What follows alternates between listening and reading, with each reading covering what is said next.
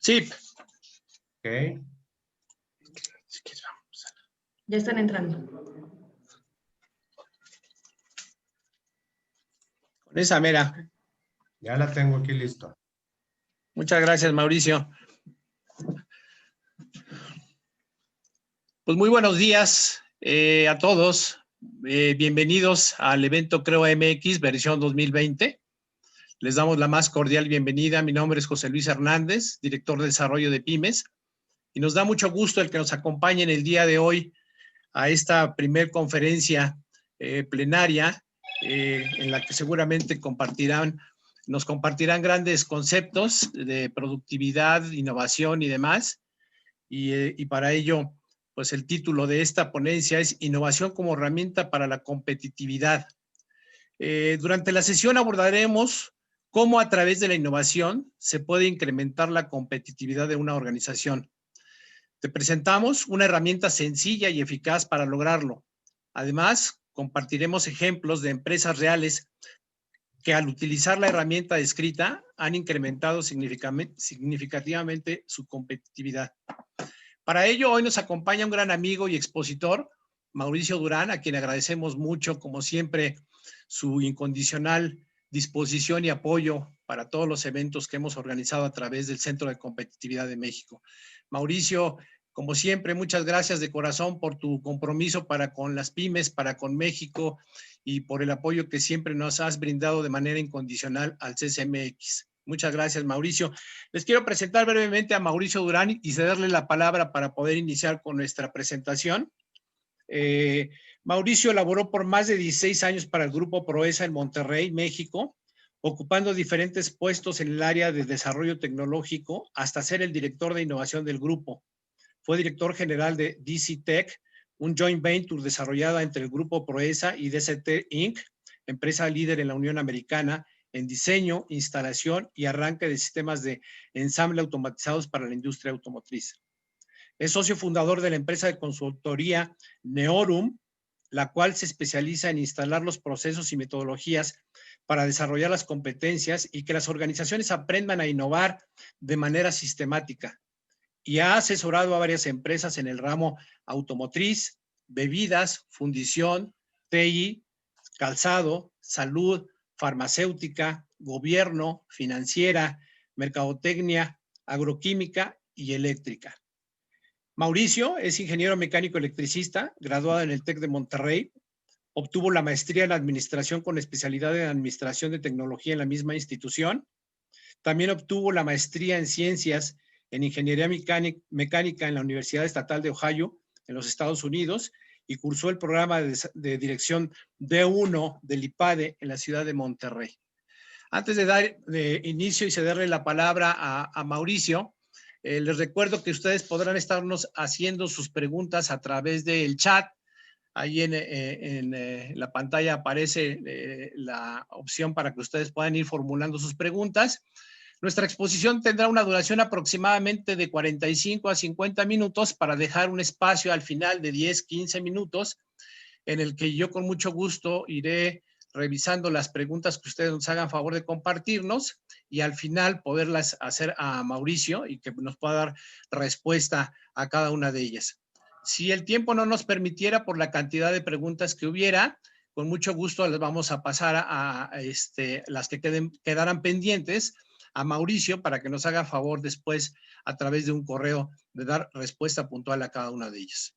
Sin más, entonces, les doy la palabra a Mauricio, a quien agradezco y agradezco a todos ustedes por su puntualidad, por su interés de participar en esta conferencia, que estoy seguro que será de gran beneficio para ustedes y sus organizaciones. Bienvenido, Mauricio, y adelante. Mucho éxito en la presentación y que sea de mucho provecho para cada uno de ustedes. Muchas gracias. Al contrario, gracias a ti, José Luis. Siempre ha sido un placer participar en los eventos del Centro de Competitividad. Y bueno, pues a final de cuentas, creo que este es un tema que siempre ha sido vigente, pero pues a final de cuentas ahorita con la situación que vive el país, el mundo y las empresas, pues se hace todavía más vigente.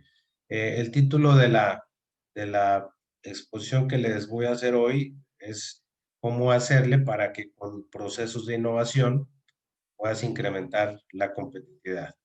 Entonces, el contenido de esta presentación lo voy a dividir. Si vamos a hablar de innovación y vamos a hablar de competitividad, me gustaría dar unas definiciones muy sencillas, tanto de la innovación como de la competitividad, de tal manera que entendiendo esas definiciones, pues podemos pasar a utilizar una de las herramientas dentro del modelo de innovación que yo aplico en la consultoría. Tengo varias herramientas, varios procesos. Vamos aquí a utilizar una de esas herramientas que yo creo que es una de las más importantes, a la cual yo le llamo la exploración competitiva. Esa exploración competitiva está dividida en dos grandes temas, que es cómo hacer y qué obtener en la exploración de mercado. Y ahí vamos a ver una herramienta que se llama mapa competitivo, que es donde podemos plasmar el resultado de la investigación del mercado. Pues vamos a ver lo que es la exploración tecnológica, donde también con un mapa tecnológico, ahí podemos plasmar y resumir los resultados de la exploración tecnológica. A final de cuentas, como cualquier proceso de innovación, se tiene que aterrizar a un portafolio de proyectos. Ese portafolio de proyectos que se genera como resultado de la exploración, pues es importante priorizarlo, es importante entenderlo y seleccionarlo para iniciar su implementación. Después estaremos ahí abiertos a un tiempo a las preguntas que puedan tener. Muy bien, entonces iniciamos con la definición de innovación. Es una definición muy sencilla. Para empezar, la innovación pues es un proceso y ese proceso se tiene que administrar como tal. ¿A qué me refiero con que es un proceso? Me refiero a que pues en cualquiera de las empresas, si ustedes tienen su negocio propio o trabajan para una empresa o están pensando en iniciar un negocio, pues las organizaciones crecen y crecen rápidamente y ese crecimiento al principio es desordenado cuando nace una empresa en la fase de la infancia, pero una vez que desordenado que en ese tipo de empresas no se sabe si está ganando o no dinero, pero sí se está probando la propuesta de valor en el mercado. Una vez que esa propuesta de valor en el mercado se ha aceptado por el mercado mismo, es importante capitalizar esa propuesta de valor al ordenar la organización y ordenarla en procesos. Los procesos nos ayudan a estructurar y a formalizar para asegurar que estos procesos que se repitan pues nos aseguren que el negocio sea rentable. Entonces, por eso considero que la innovación es un proceso y lo tenemos que administrar como tal. Un proceso, como todos ustedes lo saben, tiene entradas, tiene inputs, se repite de manera sistemática algo en el interior de ese proceso y como resultado tienes salidas o outputs que son los beneficios de ese proceso. La innovación se administra de la misma manera. Hay que ponerle recursos, hay que ponerle tiempo, hay que ponerle gente como input y los procesos que se repiten, uno de los procesos que se repiten y yo considero que es el más importante es el proceso de exploración. Y ahorita vamos a explicar ese proceso de exploración, ya que ese proceso de exploración es el que nos va a traer todo lo que está pasando en el mercado, en las tecnologías, con la competencia, con el entorno, con las tendencias, para que con esa información, de manera ordenada, podamos detectar oportunidades y esas oportunidades transformarlas en. Como resultado de este proceso de exploración que se repite, pues tenemos los outputs, es decir, los resultados de este proceso repetitivo, y pues esos resultados normalmente y todas las empresas deben de ligar la innovación a el crecimiento y la rentabilidad. El proceso de innovación tiene que ser uno de los procesos y herramientas que nos deben ayudar a la organización a crecer y a crecer rentablemente. Y no estamos innovando. ¿Por qué? Pues porque las innovaciones, el mercado, al valorarlas, pues vamos a. Eso es lo que es, a final de cuentas, un proceso de innovación. Ahora, aquí la buena noticia es que cualquier empresa puede innovar. cualquier empresa puede innovar. Lo importante es desarrollar las competencias para innovar, es decir, que la organización aprenda a innovar de manera sistemática. Esto es clave. La palabra sistemática es fundamental porque en un proceso de innovación, algunas personas quisieran que corriendo un procesito de 3, 4, 5 meses, pues descubriéramos el iPhone, ¿verdad? Y eso pues, no es cierto.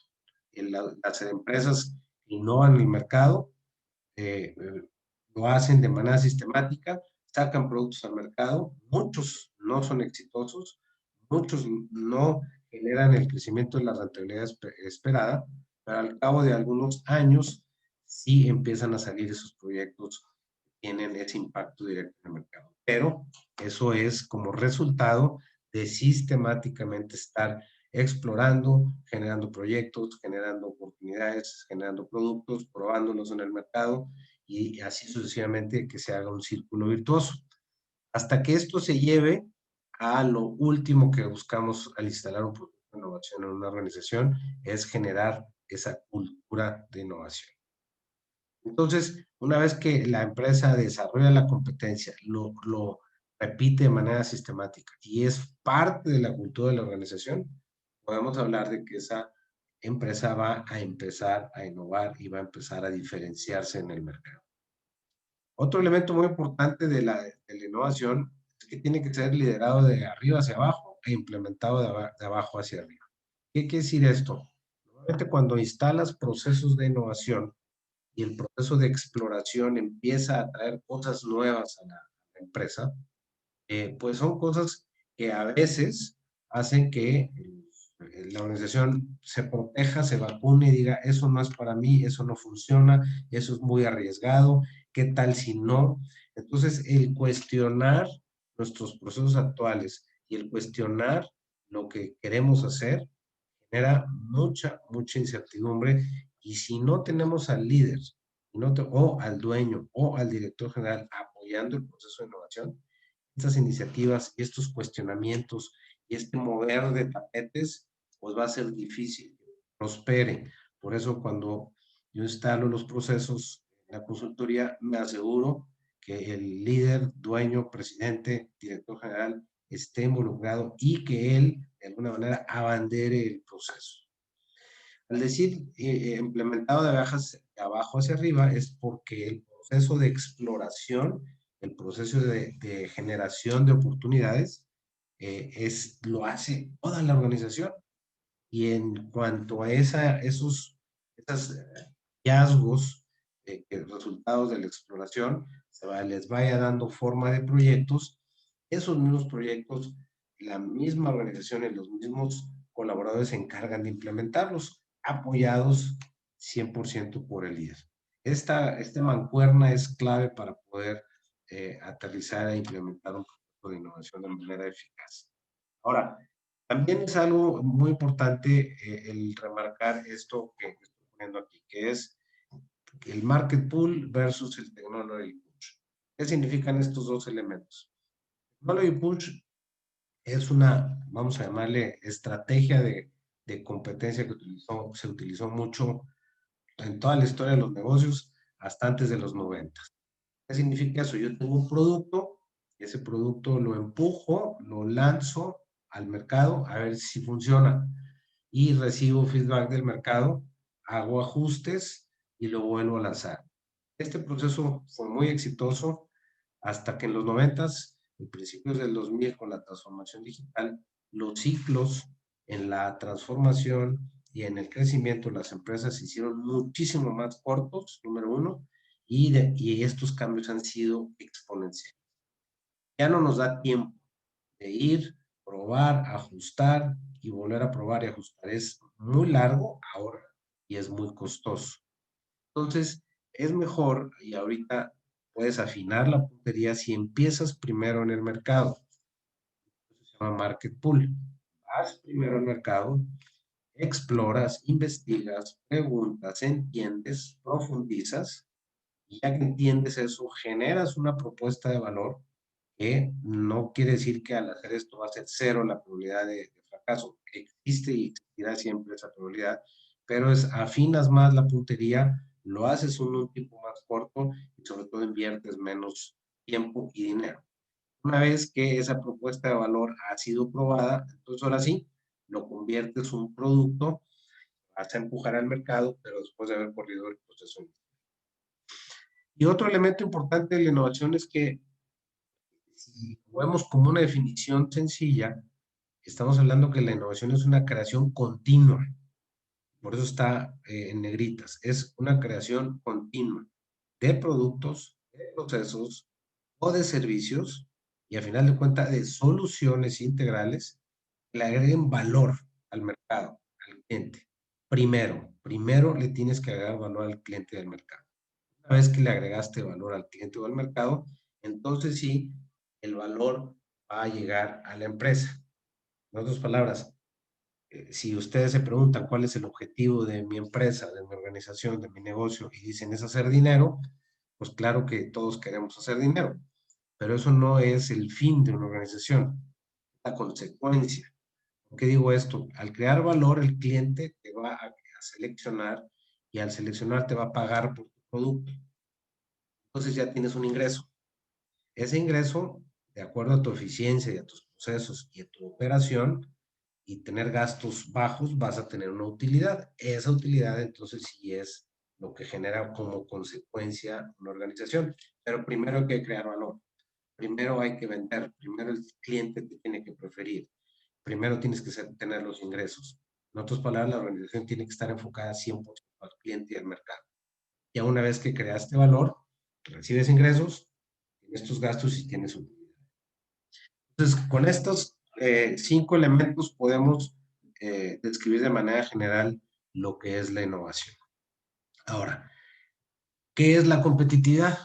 Para mí la competitividad es muy sencillo describirla. Es simplemente ser mejor que tus competidores. Nada más. Por eso se describe así la competitividad. Ser más competitivo significa ser mejor que tus competidores. ¿Qué significa ser mejor? Pues que el cliente te prefiere a ti que sobre tus competidores.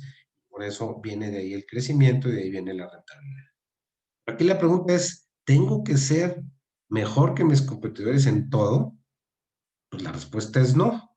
La respuesta es ser mejor que los competidores, pero principalmente en lo que tu cliente valora.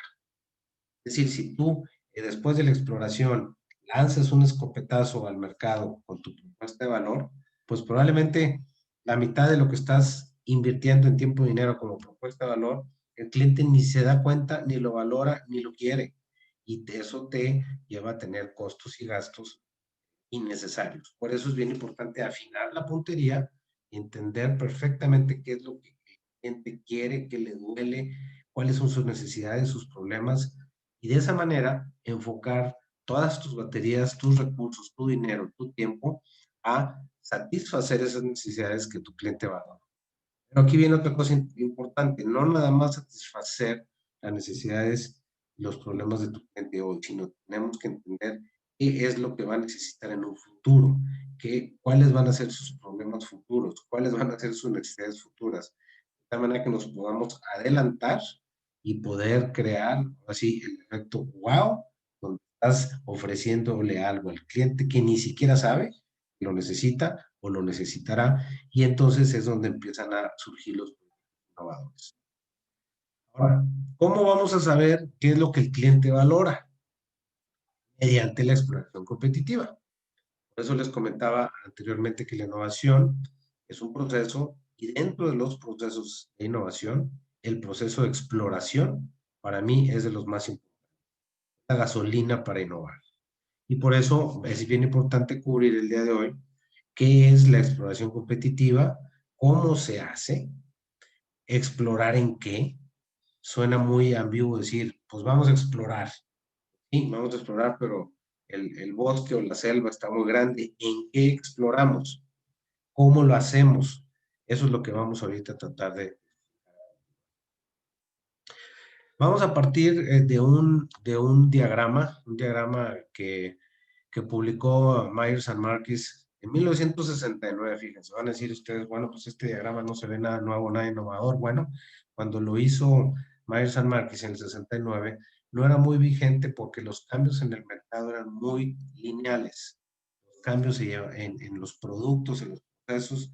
Pues tú podías tener un producto en el mercado 5 años, 10 años, y después de 5 o 10 años te asomas al mercado, oye, ¿cómo va mi producto? Haces mejoras y muy marginales y tu producto sigue vigente. Vieron las empresas durante todo el siglo XX, 1900, desde Henry Ford con el modelo T hasta el año 2000, fueron los cambios muy lineales, muy lentos. Por lo tanto, pues el estar tan cerca del mercado no era tan importante porque los cambios eran lentos. Pero ahora, con los cambios tan rápidos, los cambios de manera exponencial y los ciclos tan cortos, este diagrama de Myers and Markey se hace muchísimo más vigente. Y ahorita vamos a ver por qué. Normalmente, cualquier organización debe tener una estrategia, debe tener y correr un proceso de planeación estratégica. Al hablar de planeación estratégica no me refiero a los procesos, esos larguísimos, costosísimos que te tardabas 1 o 2 años en hacer tu proceso de planeación. Hay maneras de hacer procesos de planeación cortos, en 3, 4 meses, para que puedas tú entender de manera muy rápida con el proceso de exploración qué objetivos tienes, cuáles son tus principales amenazas, cuáles son tus oportunidades y a raíz de esto, qué planes estratégicos vas a implementar. Asumiendo que ustedes tienen en sus empresas una planeación estratégica ágil, yo ya corro procesos de planeación estratégica ágiles, donde, como les digo, en un proceso de 2, 3 meses, se puede obtener claridad de qué es lo que hay que hacer en los siguientes 2 años, no más. Y en esos 2 años hacer revisiones periódicas cada 6 meses. Así de rápido cambia todo, así de rápido se tienen que hacer los procesos.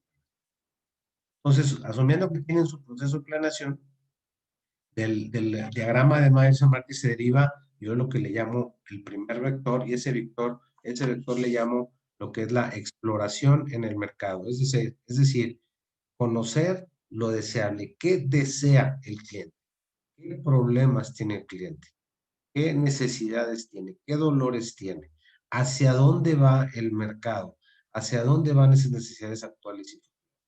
Este vector le llamo la exploración de mercado y es para el conocimiento de lo deseable. No, aquí por eso le pongo, aquí lo que queremos es encontrar los qués, qué necesita, qué le duele, qué problema, qué es lo que quiere hacer, a dónde quiere llegar. Posteriormente tenemos otro vector, que ese vector le llamo el vector de la exploración tecnológica, que es el conocimiento de lo posible, es decir, aquí vamos a encontrar los cómo. ¿Cómo es posible que una vez entendiendo estos qué necesita, qué problemas, le voy a satisfacer a mi cliente esos problemas, esas necesidades y le voy a resolver a mi cliente esos problemas? En este proceso de exploración, ahí es donde entendemos las opciones para poder satisfacer esas necesidades del cliente. Estos dos vectores, si los manejamos de manera simultánea, avanzamos en ellos, normalmente ahí es donde se da la innovación, ahí es donde se crean las ventajas competitivas, ahí es donde vamos a aterrizar en proyectos utilizando este mapa.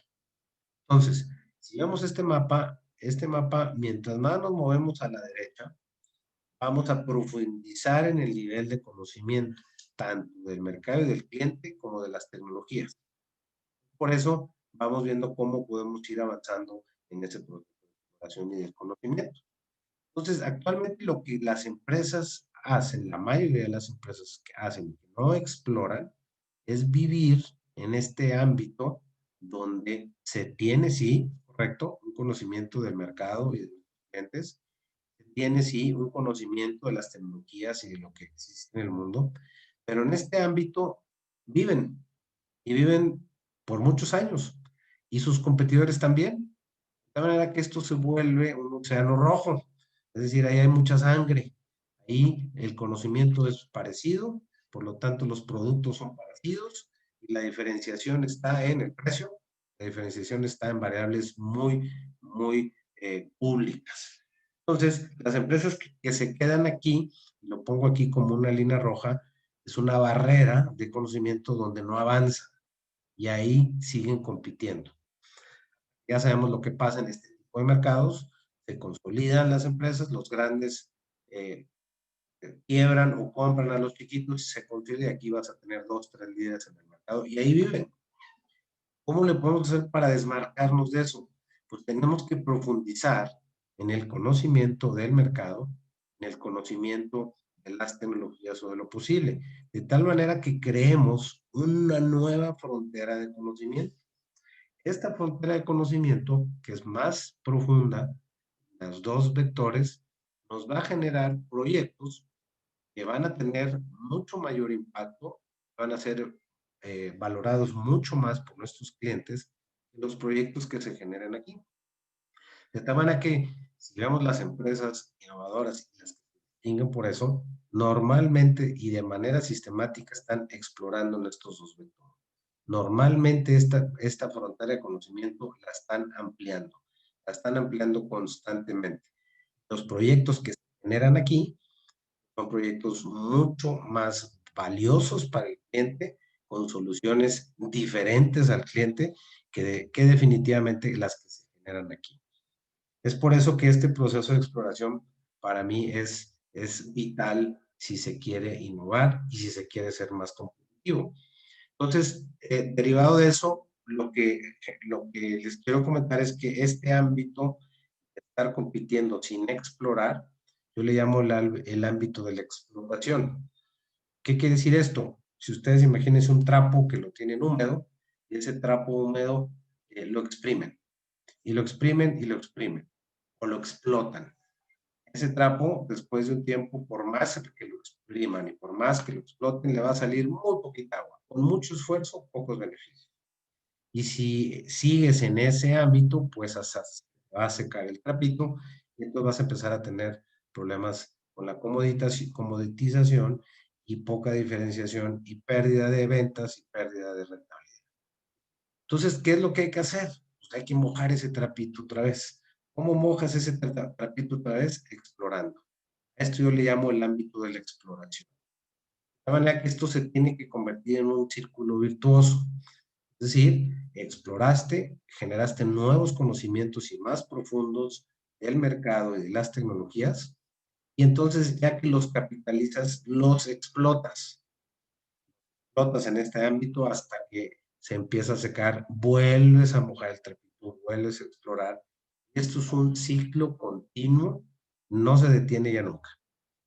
Y con este nuevo proceso, pues vas a estar avanzando en tu frontera de conocimiento y vas a estar lanzando al mercado productos diferentes, con mayor impacto, más valiosos para el mercado y para el cliente, que vas inclusive poder vender a mayor precio, que de esa manera puedas tú generar mayor rentabilidad, más competitividad y obviamente más crecimiento. Ese es el ciclo continuo que se puede obtener cuando logras profundizar en la exploración. Entonces, el proceso de exploración competitiva contempla dos vectores de exploración. La exploración del mercado, donde vas a entender esa voz del cliente, cuáles son esas necesidades, y aquí bien importante, tanto actuales como futuras. Esto es un diferenciador. El entender las necesidades futuras, sí hay manera de hacerlo, y esto es mediante esa exploración, y así te puedes adelantar a tus competidores y que te quieran. Y una vez hecho esto, pues vas a poder compararte con tus competidores para que sepas en qué atributos de valor eres mejor, en cuáles no eres mejor, a la luz de la percepción del cliente, no a la luz interna tuya, sino a la luz de tu cliente. Eso es lo que es la exploración de mercado.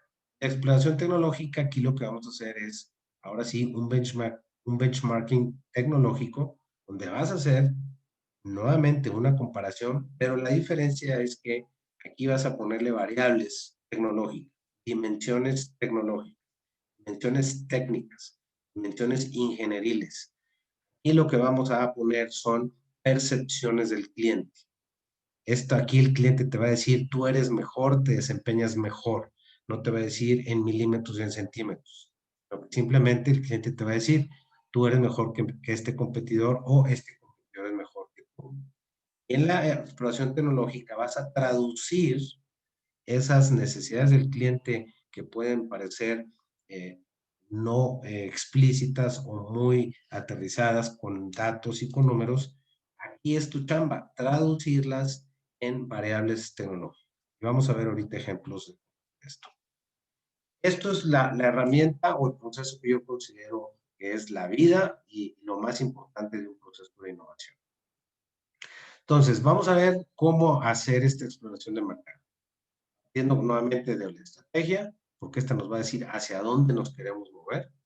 Creo que es importante mencionar, no lo mencioné anteriormente, la innovación debe de seguir a la estrategia del negocio y no al revés. Lo que la estrategia nos dice hacia dónde vamos, hacia dónde queremos llegar, y la innovación nos va a ayudar, entre otras actividades que tiene toda una organización, a conseguir esos objetivos. Entonces, entrando a lo que es la exploración de mercado, pues tenemos que entender claramente a esos clientes, a nuestros clientes tanto actuales como futuros. ¿Qué es lo que quieren? ¿Qué es lo que necesitan? ¿Por qué te compran a ti? ¿Por qué le comprarían a otros? Entonces, esto es lo que vamos a tener que seguir tomando en cuenta y para eso vamos a seguir los siguientes pasos. Estamos hablando de 5 pasos. Primero, explorar esas necesidades. Segundo, segmentar el mercado en función de las necesidades. Tercero, seleccionar, priorizar esos segmentos meta. Cuarto, enfocar el esfuerzo en esos segmentos, hacer el mapa competitivo y entonces ahora sí enfocarnos a seguir explorando y profundizar en esos segmentos. Entonces, podemos tener muchas estrategias de segmentación. Aquí hay algunas como ejemplo. Por ejemplo, aquí tenemos una empresa que tiene un producto dirigido a un segmento. Eso le llamo una estrategia de concentración. Puedes tener un solo producto dirigido a 3 segmentos distintos. Estos son segmentos y estos son productos. Le llamamos especialización de productos. Bien, puedes tener diferentes productos para el mismo segmento.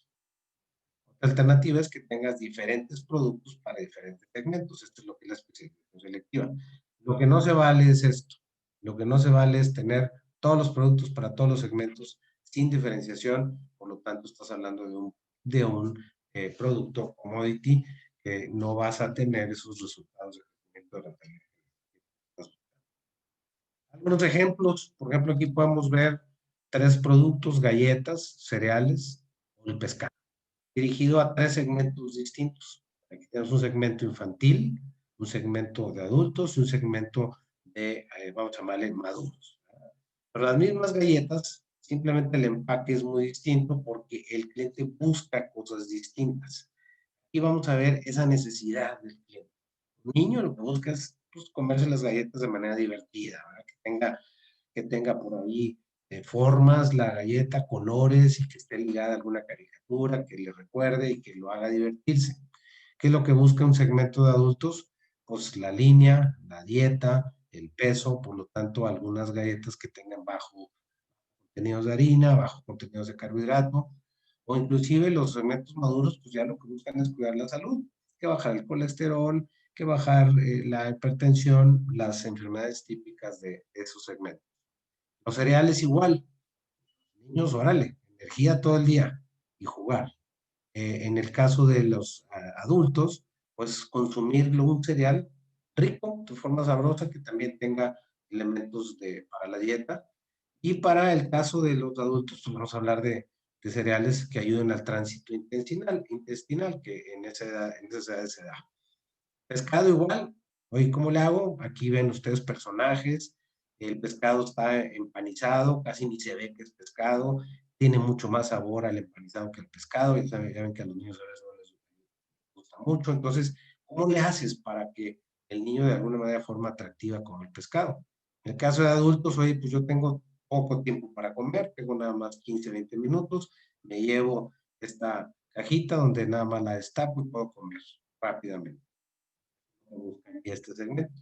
Y aquí, pues nuevamente en el caso de los adultos mayores, pues comer sano. Fíjense ustedes, son segmentos distintos, productos distintos, necesidades distintas, propuesta de valor distinta. Entonces, ¿cómo le vamos a hacer para construir esa propuesta de valor?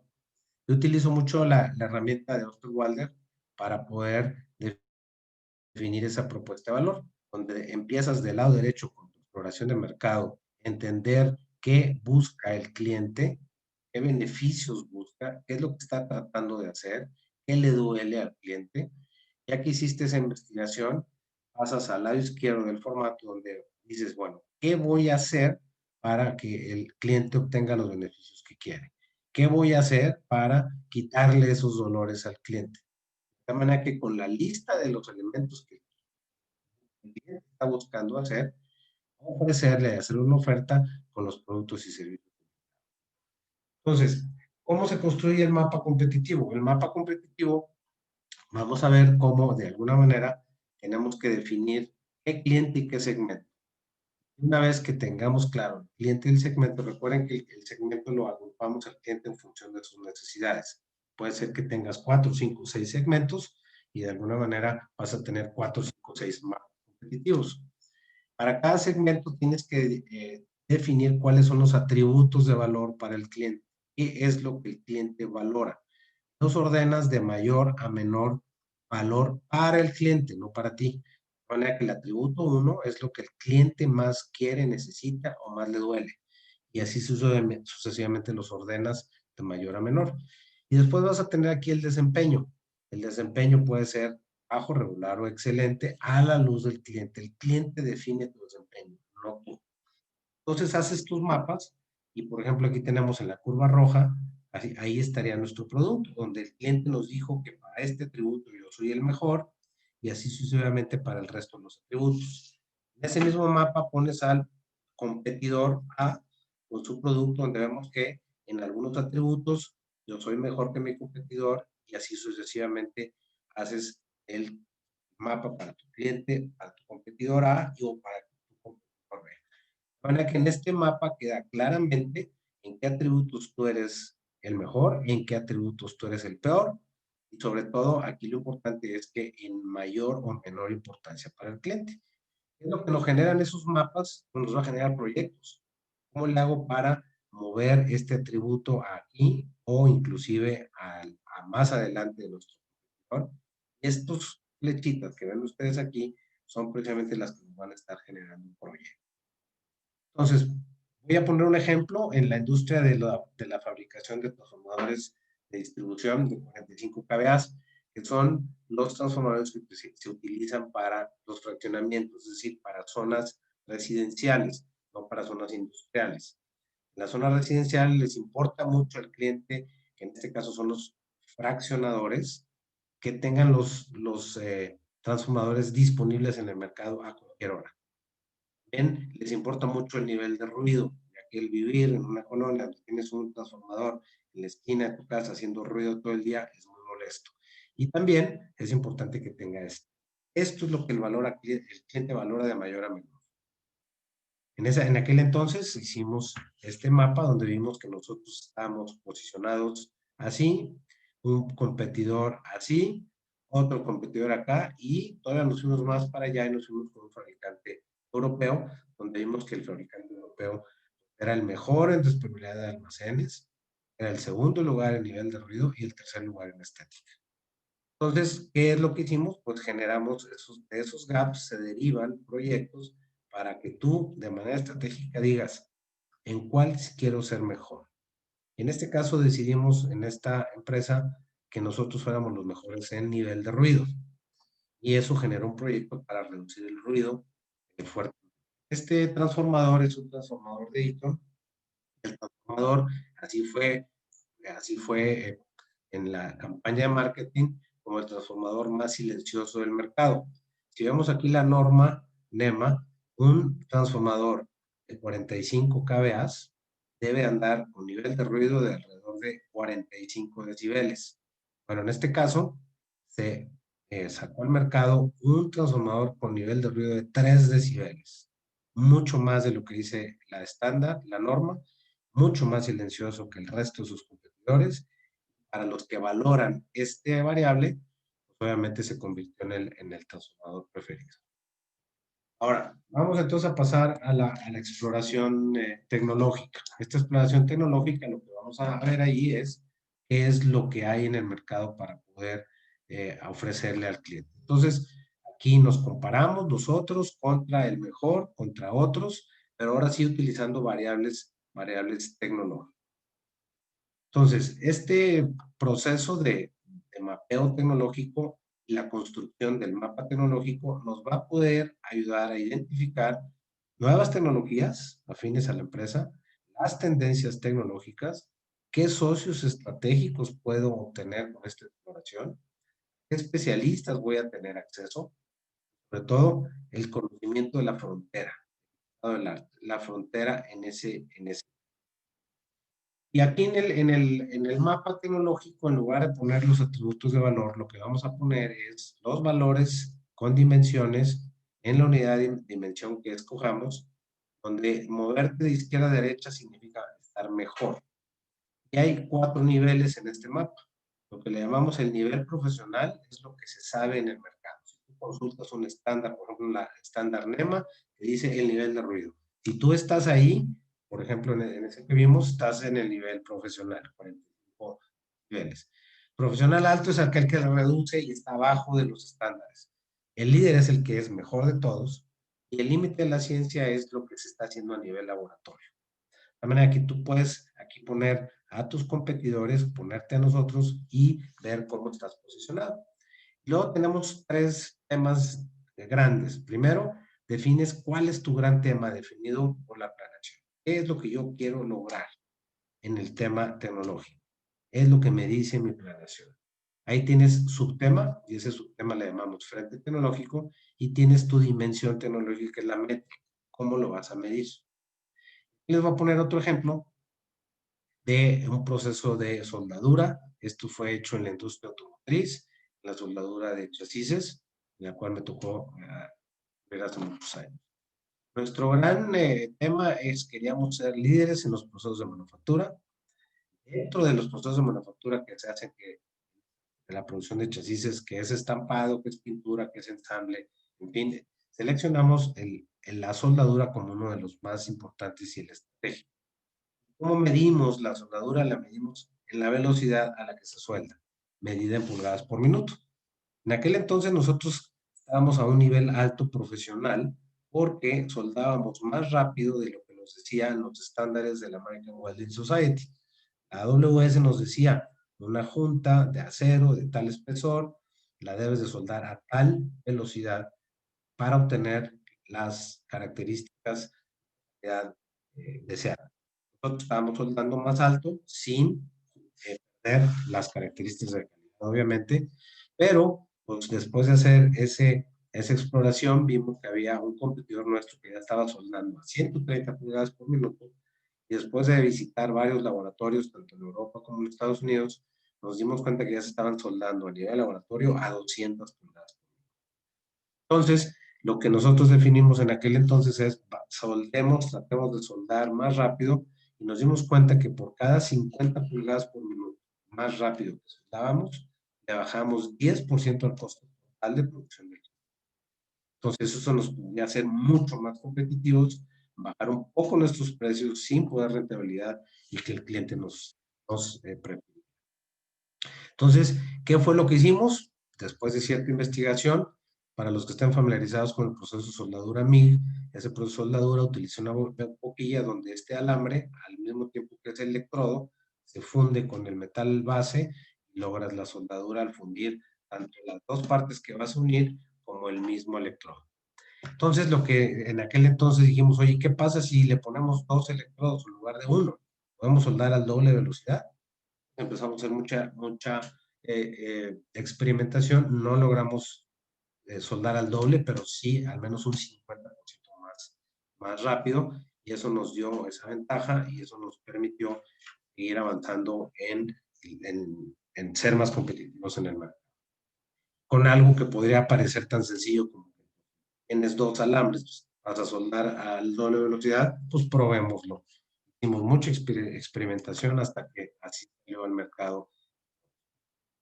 Entonces, al final de cuentas, en resumen, lo que necesitamos es estar explorando el mercado, obtener nuestros mapas competitivos, explorar la tecnología, obtener nuestros mapas tecnológicos, de tal manera que con los proyectos derivados de los 2 mapas estemos moviendo nuestra posición competitiva constantemente, cerrando brechas, generando nuevos productos, adelantándonos a nuestra competencia, diferenciando. ¿Y qué es lo que resulta de todo esto? Pues todo esto tiene que resultar en un portafolio de proyectos. Esto que están viendo ustedes aquí es una manera de poner en una sola foto todos los proyectos que se pueden generar de un proceso de exploración y generación de oportunidades. ¿Qué es lo que vemos en este mapa? Aquí vemos en el eje de las X la inversión necesaria que se tendría que hacer para implementar esos proyectos. En el eje de las Y vemos qué tan complejo es la implementación. Mientras más arriba es más complejo y más riesgo. Mientras más a la derecha, la inversión es mayor. Son dos variables. Una tercera variable es el tamaño de la esfera. La esfera, mientras más grande, significa que es mayor la oportunidad de implementar ese proyecto. La variable 4 aquí es el tiempo, a corto, mediano, largo plazo. Los colores que ven aquí significa que estos morados son a más largo plazo versus estos verdes que son más a corto plazo. La quinta variable que nos dice este mismo mapa es este contorno que ven ustedes rojo, significa qué tan alineado están estos proyectos a la estrategia.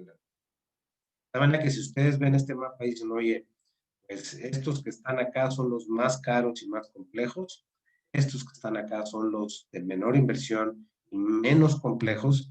Si vemos esta esfera de aquí, yo diría inmediatamente entrémosle a este. ¿Por qué? El que tiene la mayor potencial de mercado, está alineado a la estrategia, lo podemos implementar a corto plazo, la complejidad no es tan alta.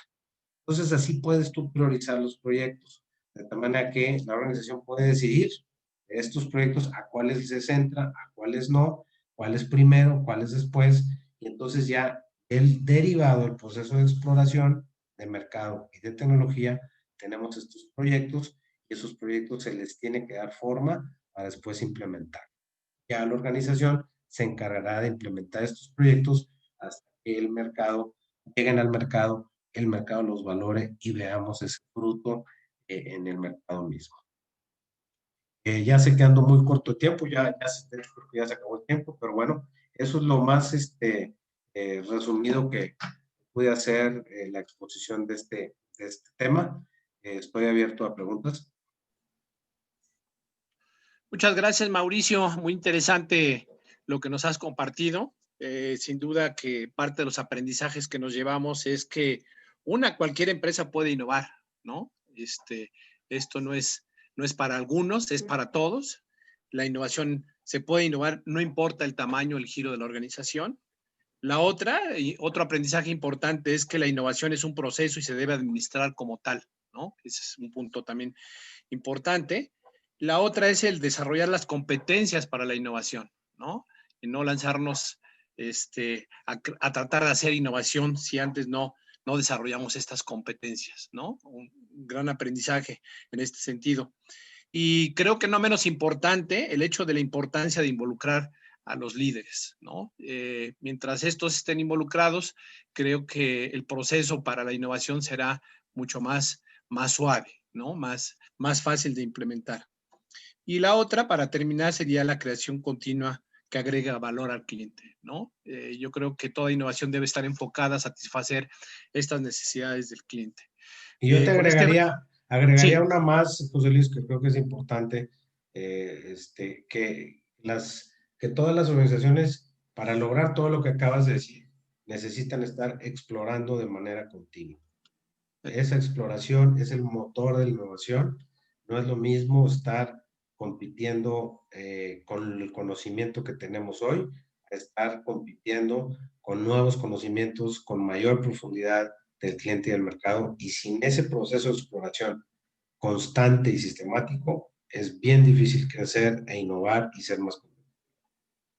Muchas gracias, Mauricio. Antes de despedirnos, quisiera compartirte algunas preguntas que están por aquí. Luis Sanabria, del Politécnico de la Escuela Superior de Economía, nos hace 3 preguntas, ¿no? Dice, la noticia del día, ¿qué falló en la competitividad de Best Buy? ¿Fue el e-commerce, los precios o las nuevas tendencias de compra de productos electrónicos de los clientes o fue otra? Esa es su primera pregunta. La segunda dice, ¿cómo tendrán que innovar las aerolíneas en una situación que se prevea una baja en los viajes, no solo de turismo, sino también de los negocios debido al home office y de las videoconferencias? Y la última dice, ¿cómo México y los jóvenes tenemos que innovarnos en nuestro conocimiento para adaptarnos a la oferta laboral? Muy bien. No, excelente las tres preguntas. Voy a empezar por la de Best Buy, que definitivamente es la noticia. El día 49 tiendas que van a cerrar este año, y eso es una noticia muy importante. Lo que busqué después de leer esa noticia es si esta cierre de tiendas es principalmente en México o si está también sucediendo en otros países. No encontré noticia, pero suponiendo que esto se dé en otros países, la razón que da Best Buy México es el tema del COVID. Ahora, si ven ustedes, yo le llamo a eso la famosa tormenta perfecta. Es decir, a veces los cambios en el mercado no se da por una sola variable. No lo vamos a decir, es que fue el COVID. Claro que el COVID tuvo mucho que ver, pero normalmente cuando ocurren, yo le llamo a esto la diferencia entre una tendencia y una disrupción. Una tendencia es un cambio lineal, donde ya puedes ver y predecir un poquito qué va a pasar. Pero una disrupción es la combinación de varias tendencias que al estar juntas suman 1 más 1 igual a 3, no 1 más 1 igual a 2. Yo lo que considero que sucedió con Best Buy es una suma de tendencias que están muy claras. Número 1, el COVID. Número 2, la compra en línea. La compra en línea con Amazon, precisamente con su eficiencia y su gran propuesta de valor que tiene al cliente y al consumidor. Yo no sé si la persona que hizo la pregunta, yo le preguntaría qué tanto compra en Amazon o compraba en Amazon antes de la pandemia y ahora en la pandemia. Y esa pregunta se la puedo hacer a todo el mundo y yo les podría asegurar que la mayoría van a decir que compramos más en línea y casi les puedo asegurar que más de los que compramos en Amazon. Ahora, si le sumas el COVID, la gente no sale, los comercios tienen que cerrar, no hay compra física. Dices, bueno, pues Best Buy tiene venta en línea, ¿verdad? Váyanse ustedes y traten de comprar en Best Buy, y váyanse ustedes y traten de comprar en Amazon. Yo he hecho el ejercicio y es infinitamente más sencillo, más rápido, más confiable comprar en Amazon. Ahora, si a esto todavía le agregas el tema paridad, todavía puedes agravar un poquito más. Y a esto le agregas el tema de las cuestiones, la situación, vamos a llamarla así, política, social, económica de nuestro país. También una de las noticias que salió en el periódico es de que está considerado México uno de los peores países para vivir durante la COVID. Entonces, súmenle todas esas tendencias y el resultado va a ser pues lo que está sucediendo con Best Buy. Creo que por ahí va la respuesta a la primera pregunta. La segunda pregunta, ¿me podrías recordar, José Luis? Sí, claro, dice, ¿cómo tendrían que innovar las aerolíneas en una situación que se prevé una baja en los viajes, no solo de turismo, sino también de negocios debido al home office y a las videoconferencias? Está esta y una tercera pregunta de Luis Sanabria y 3 preguntas más para que nos puedas brevemente comentar tus respuestas y poder dar las mismas antes de que termine la sesión. Ok, no sé si la persona que hizo la pregunta del Politécnico ha viajado en avión últimamente, pero los que hemos viajado últimamente en avión, la verdad nos quedamos sorprendidos de los esfuerzos que están haciendo las aerolíneas y decirte que están reciclando el aire y que están sanitizando constantemente y que el tapabocas, en fin, todas esas, vamos a llamarle así, estrategias que tiene que hacer la aerolínea, las están haciendo, pero no va a ser suficiente. Definitivamente el COVID se va a ir. O sea, yo no creo que el COVID, espero en Dios también, al año que entra ya no exista gracias a la vacuna, en fin. Pero lo que sí va a cambiar, y eso ya es un cambio radical, es que la gente va a viajar menos. Va a viajar menos porque ya estamos saboreando el tener reuniones virtuales, estamos saboreando la estrategia de poder, iba a ser, yo en mi proceso de innovación hago sesiones virtuales de generación de ideas que antes las hacía presencial. Cabe decir que no es lo mismo, no va a ser lo mismo 100% ser igual lo presencial que lo virtual, pero sí creo yo que lo que sigue es que sea una mezcla entre operar de manera virtual y operar de manera presencial. ¿Qué es lo que le va a pasar a las aerolíneas? Yo estoy seguro que le va a bajar sus ingresos, van a tener que hacerse más chicos, va a reducirse los vuelos de negocios, van a tener que hacerse más chicos, no sé en qué porcentaje, pero sí va a ser importante. Entonces, lo primero es hacerse más chicos y hacerse rentables chicos. Posteriormente a eso, pues van a tener que modificar su propuesta de valor y su modelo de negocio para poder seguir siendo rentables con menos pasajeros. Creo que ahí es donde está el reto, ahí es donde las aerolíneas van a tener que innovar. Y la tercera pregunta, José Luis. Antes de dar respuesta a esta última que nos hace Luis, quisiera brevemente, o más bien rápidamente, dar respuesta a 3 más que son muy rápidas. Muy bien. Sharon Valdivia nos dice que excelente ponencia, y su pregunta es, ¿dónde pueden seguir aprendiendo más acerca de innovación y competitividad? Si hay algún curso o plataforma a la que podamos seguir accediendo, y que va de la mano con la pregunta de Alejandro Seger, que dice, indistintamente de los elementos de las empresas para analizar a los consumidores y proveedores, ¿hay alguna plataforma o página que pueda ayudarnos a ver el comportamiento de los consumidores en México? Y la última, que es de Taurino González, si nos podrías compartir tus datos de contacto. Nos quedan 3 minutos, Mauricio. Claro que sí. Bueno, rápidamente las primeras preguntas. Definitivamente el tema de dónde pueden ustedes encontrar más información de todo este proceso. En el caso del Centro de Competitividad, o centro, el CCMX, tiene una muy buena oferta en estos procesos de innovación. De hecho, para José Luis y para el CCMX he ofrecido este diplomado. Este diplomado yo lo doy varias veces al año. Ahí podríamos profundizar mucho más en el proceso de innovación, con mucho gusto. En el tema de cómo